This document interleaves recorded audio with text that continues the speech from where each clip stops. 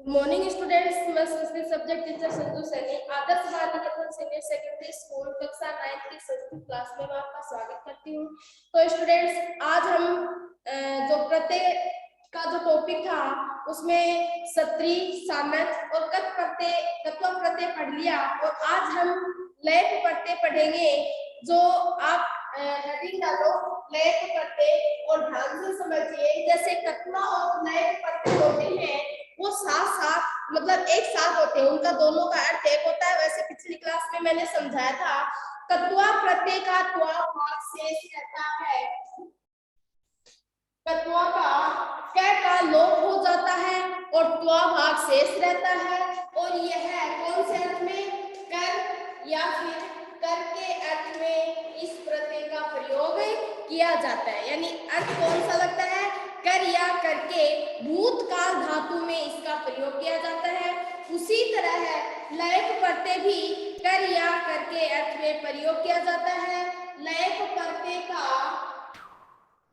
लय का लोप हो जाता है, लय का लोप हो जाता है और कौन सा भाग शेष बचता है, ये भाग शेष बचता है। ठीक है, कत्वा प्रत्यय का त्वा भाग शेष रहता है, करके या कर अर्थ में प्रयोग किया जाता है। लय प्रत्यय का ये भाग शेष रहता है, क और प का लोप हो जाता है। इसका भी कर या करके अर्थ में प्रयोग किया जाता है। लेकिन लय प्रत्यय है, इसकी एक पहचान है कि ये हमेशा उपसर्ग के साथ में प्रयोग किया जाता है। तो देखो लय प्रत्यय यानी कत्वा के स्थान पर कत्वा के स्थान पर ही प्रयुक्त होता है। जब क्रिया से पहले कोई उपसर्ग जुड़ा होता है तो वहां पर कौन सा प्रत्यय होता है, लय प्रत्यय होता है। और लय प्रत्यय भी कर या करके अर्थ में प्रयोग किया जाता है और इसके जोड़े जाने पर पूर्वकालिक क्रिया है, यानी जो क्रिया जैसे राम विद्यालय जाकर पढ़ता है तो कर, तो पूर्वकालिक क्रिया की पहले विद्यालय जाएगा, उसके बाद में क्या करेगा, पढ़ेगा। तो पूर्वकालिक क्रिया जो होगी उसके रूप में इसका प्रयोग किया जाता है। लय प्रत्यय में मैंने बताया आपको लय और प का क्या हो जाता है, लोप हो जाता है और ये भाग शेष रहता है। अब देखो इसमें दिया है कि ह्रस्व स्वर के अंत में धातुओं में लगाए जाने पर धातु के अंत में प्रत्यय से पूर्व तय लगाया जाता है। जैसे विजिते,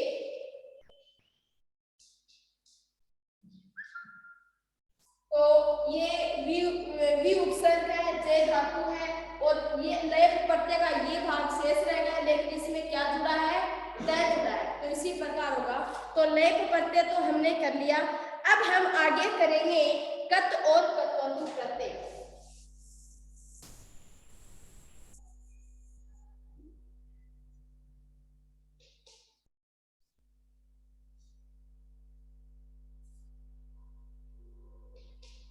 कत और कत्वतु प्रत्यय,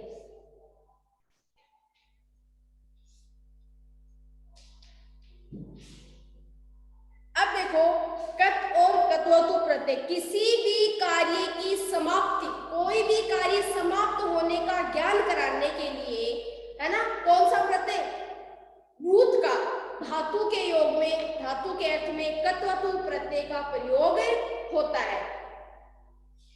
कत प्रत्यय यानी कत प्रत्यय धातु में से भाववाच्य से क्रमवाच्य में होता है। इसका कौन सा भाग शेष रहता है,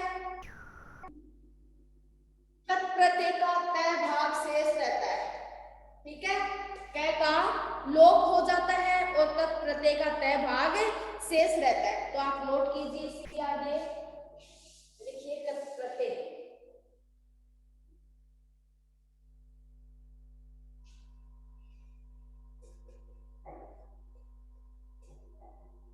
कत का लिखिए कत प्रत्यय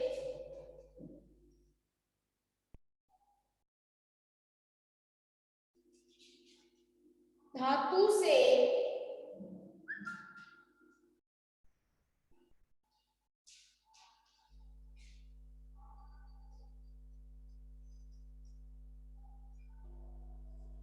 कत प्रत्यय, नोट करो, कत प्रत्यय धातु से भाववाच्य क्रमवाच्य में होता है। भाववाच्य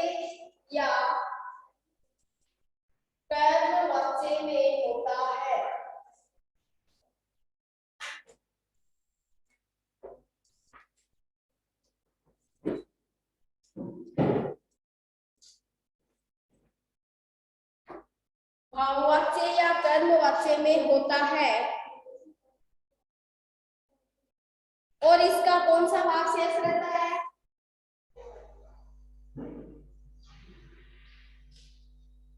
इसका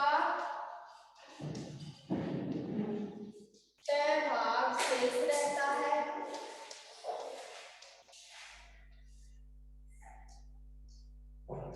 इसका तय भाग शेष रहता है और कै का लोप हो जाता है। कै का लोप हो जाता है।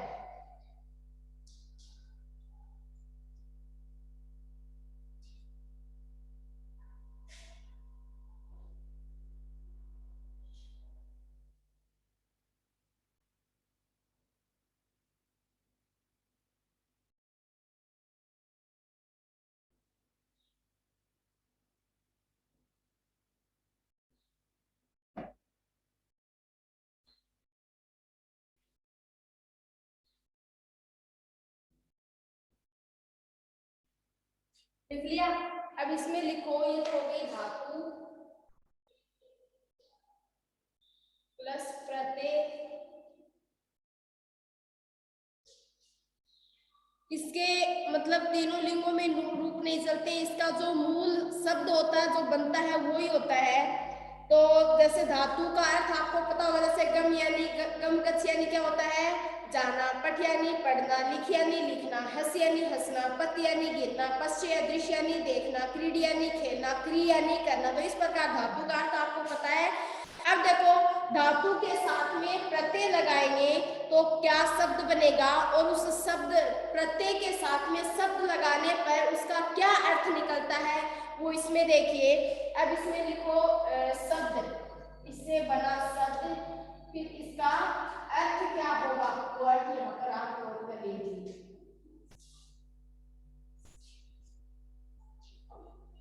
जैसे गम धातु है,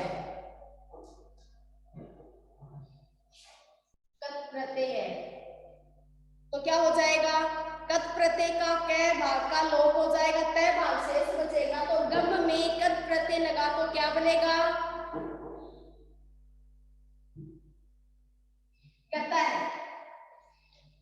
क्या होगा? गता है। अब गता का अर्थ क्या हुआ? भूतकाल अर्थ में प्रयोग किया जाएगा ना, मतलब गया। तो यहाँ हो जाएगा इसका अर्थ गया। लंग लकार भूतकाल में इसका प्रयोग किया जाएगा। आगे धातु है, पठ धातु है। पठ में कत प्रत्यय जोड़ेंगे तो क्या हो जाएगा? क्या बनेगा? पठित है। अब इसका पठित का अर्थ क्या हो जाएगा? पढ़ा। इसका अर्थ हो जाएगा पढ़ा। अब नेक्स्ट है, जैसे आ प्लस गम, आ प्लस गम धातु है, तो क्या हो जाएगा? आगत हो जाएगा। आ उपसर्ग लग गया, गत धातु गम धातु है, तो उसका हो जाएगा आगत है। अब आगत का कौन से अर्थ में प्रयोग किया जाएगा? आया, तो इसका हो जाएगा आया। अब इसी के आगे है दृश्य धातु। दृश्य यानी क्या होता है? देखना। तो दृश्य प्लस कत प्रत्यय, दृश्य प्लस कत प्रत्यय, तो इसका क्या हो जाएगा बताओ? दृष्ट है। क्या हो जाएगा? दृष्ट है। तो यहाँ पर दृष्ट का अर्थ क्या हो जाएगा? देखा।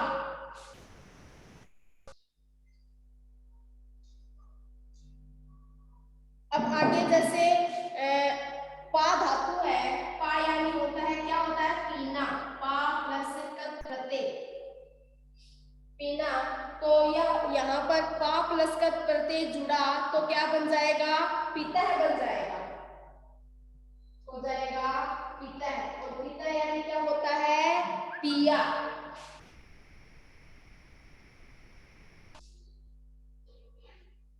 अब आगे है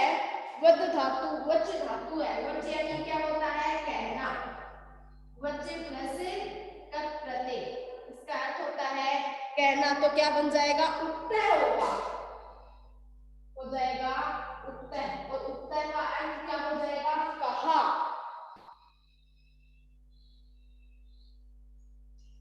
इसका अर्थ हो जाएगा कहा। तो इस प्रकार कत प्रत्यय है वो भूतकाल लगातार भूतकाल अर्थ में प्रयोग होता है। कत प्रत्यय का तय भाग शेष रहता है, कै का लोप हो जाता है और बहुवचन या कर्मवाच्य में इसका प्रयोग किया जाता है। ठीक है,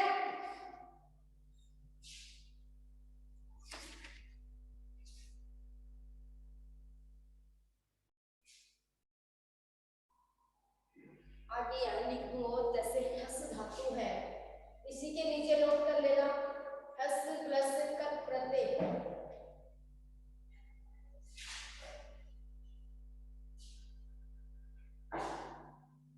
इसका अर्थ क्या, शब्द क्या बनेगा? हसीता है।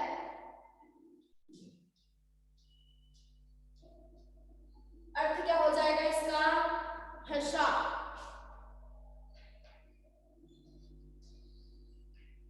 अब आगे है जैसे नश धातु है, नश प्लस प्रत्यय।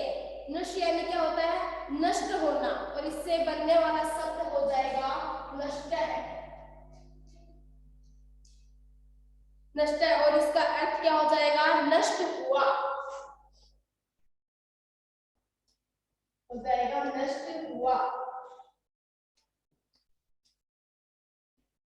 अब इसी तरह आगे है जैसे नम धातु है, नम यानी क्या होता है? नम यानी होता है झुकना, नमस्कार करना। ठीक है, तो नम में कत प्रत्यय जुड़ा तो क्या बन जाएगा? नतः है,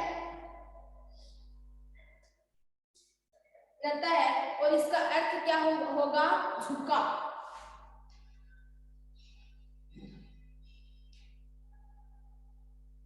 अब इसी तरह भू धातु है, भू धातु में कत प्रत्यय जुड़ा तो क्या बन जाएगा? भूता है।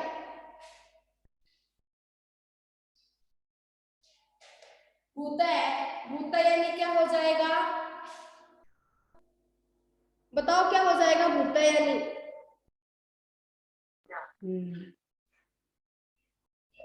सॉरी, भ्री धातु है, भ्री, ये हो जाएगा भ्रीतर। और भ्री यानी होता है धारण करना। ठीक है, तो इसका अर्थ क्या हो जाएगा? धारण किया, हो जाएगा धारण किया।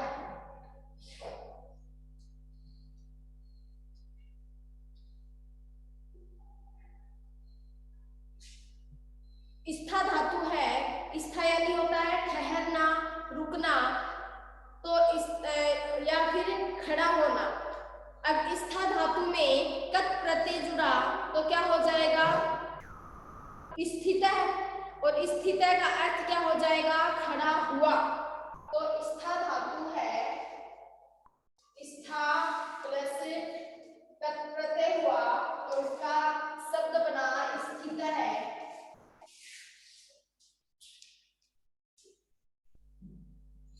अर्थ हो जाएगा खड़ा हुआ।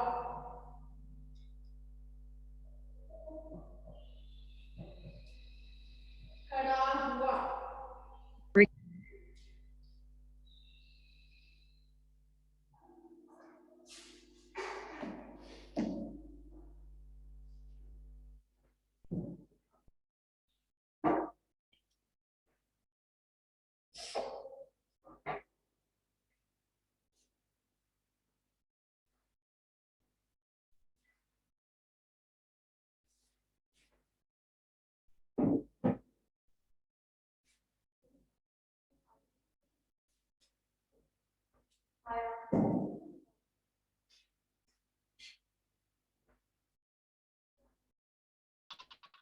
मैम उधर वाला नहीं है।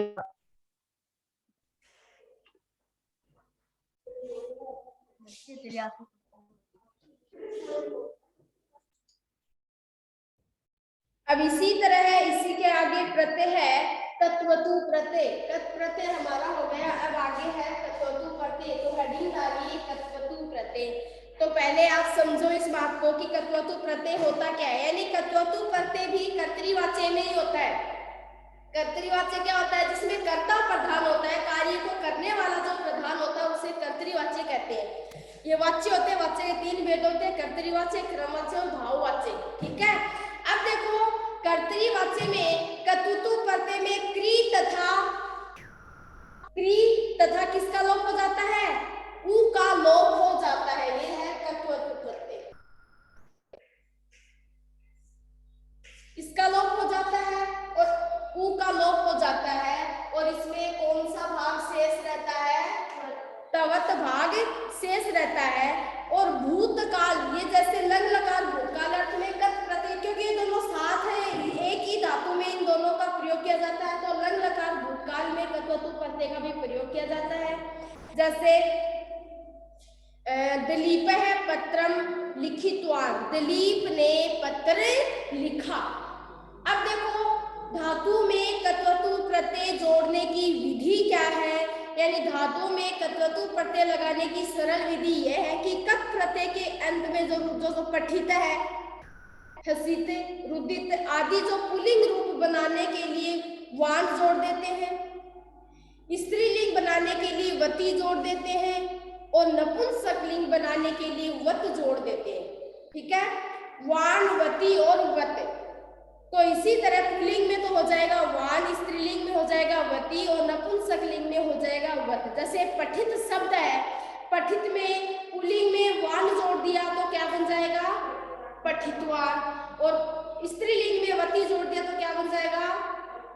पठितवती। और नपुंसकलिंग में वत जोड़ दिया तो क्या बन जाएगा?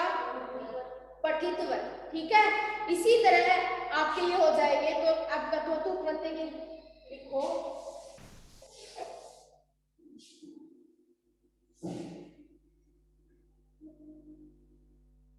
कर्तृत्व प्रत्यय कर्तृवाच्य में होता है।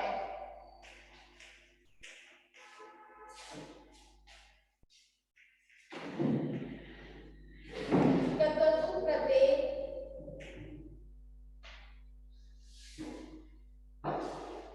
कर्तृवाच्य में होता है।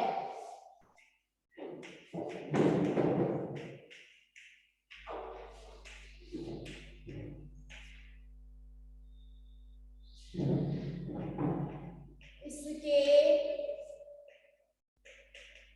कै और उ का लोप हो जाता है, लोप हो जाता है और तवत भाग शेष रहता है।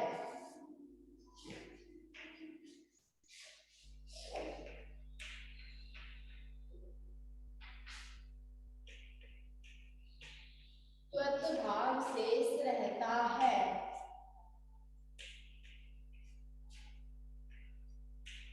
इनके रूप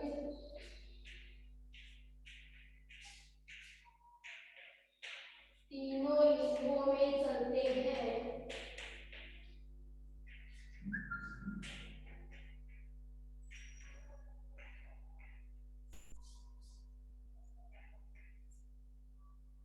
इनके रूप तीनों लिंगों में चलते हैं। जैसे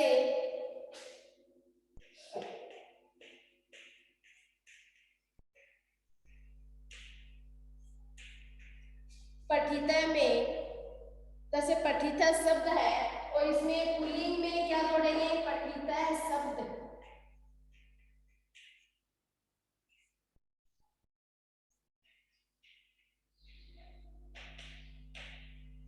पुल्लिंग में वान,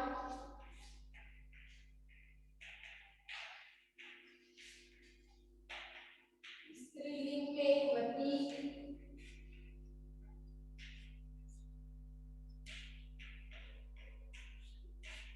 और नपुंसकलिंग में वत जोड़ेंगे। वत जोड़ने पर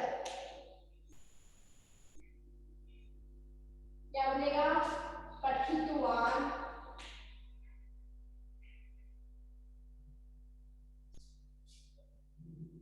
पठितवती और पठितवत,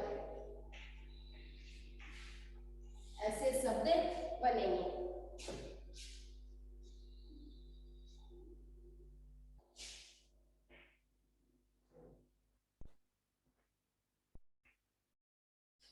पठितवान, पठितवती और पठितवत। इसी तरह आपको खुद को धातु के साथ में ये प्रत्यय जोड़कर, जैसे आप लिख दोगे यहाँ पर धातु